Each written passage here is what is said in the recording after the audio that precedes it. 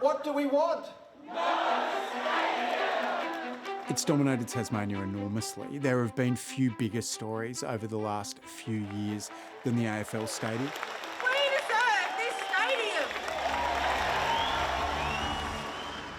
Mornings with Leon Compton. Now we're talking Tasmania on 936 ABC. Good morning, great to have your company wherever you're tuning in, right around Tasmania. And it's another huge week when it comes to the stadium debate. The major problem is that essentially our budget in the state is buggered. Like, everyone knows that. I'm pro, absolutely believe in it, believe in Tasmania's future. Costs are going to blow out, they always do, and I just feel really sad about it. Literally this morning, hundreds of texts, and we've had people calling in from all around Tasmania. So there's been really passionate views on both sides, and it's always been challenging to try and understand how much of our audience is in the middle, but it's certainly been tense, it's been engaging. It's been more than 3 years since the then Tasmanian Premier proposed a football stadium for Hobart, an idea that quickly became a condition the state would need to meet in order for the AFL to grant Tasmania a team. The island has been furiously divided ever since. We're a footy state. People want a team, but the price, the question is the price, and the stadium as a price for a lot of people has been too great. But then there's that question, do you get to argue, I'm for a team, but against the stadium? The Liberal government is fiercely in support of the stadium, pushing ahead despite a dire state budget and a scathing report by the state's own planning commission saying it shouldn't proceed. An order to approve the stadium sailed through the lower house with the support of both major parties last month. Since then, thousands have rallied for or against. One of the interesting things about this debate is that a lot of people involved in it have never protested or rallied for anything before, and I think that's quite distinctive.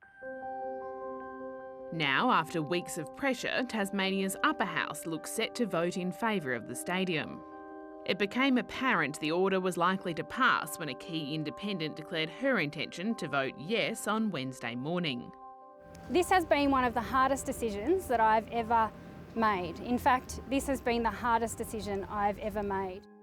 I looked at my phone and I think for about 30 seconds to a minute, and I didn't know what to think, and then I just broke down because the realisation of 2.5 years of pushing for the stadium with the group, has come to fruition. So it was very emotional. I never in my wildest dreams thought it would create this groundswell that it has. Mark Brown is the man behind a pro-stadium Facebook group and weekend rally that attracted more than 10,000 people. It's not for me, it's not for the older generation, it's for the future of the young kids now having, that opportunity to play AFL football for their home state and not have to leave. It's going to mean so much. Yes, it's going to create some debt, and I acknowledge that.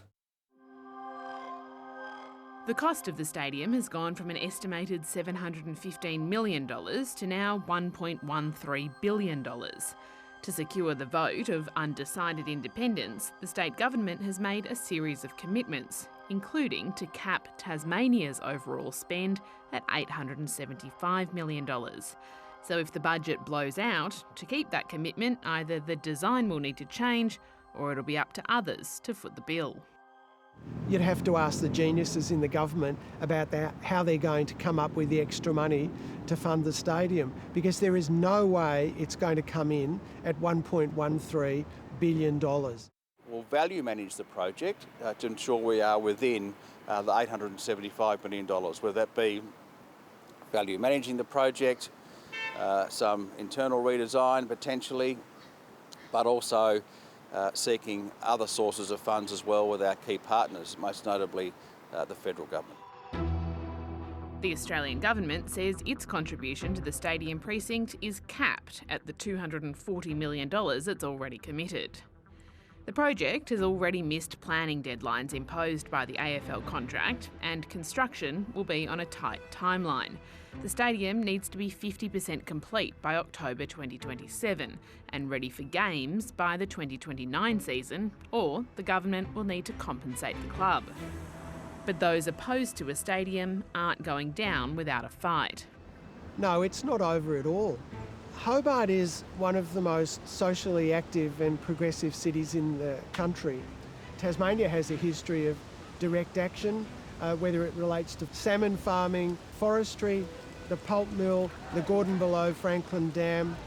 There's a very serious commitment to stop these bad things happening, and I won't be surprised if we see direct action, that is, protests on the site. Now's the time for everyone to come together, get behind the Devils, and make them successful, because that's what this is all about. And the stadium, without the stadium, they're not going to be successful. We all know that. It's just some people just don't want to believe that.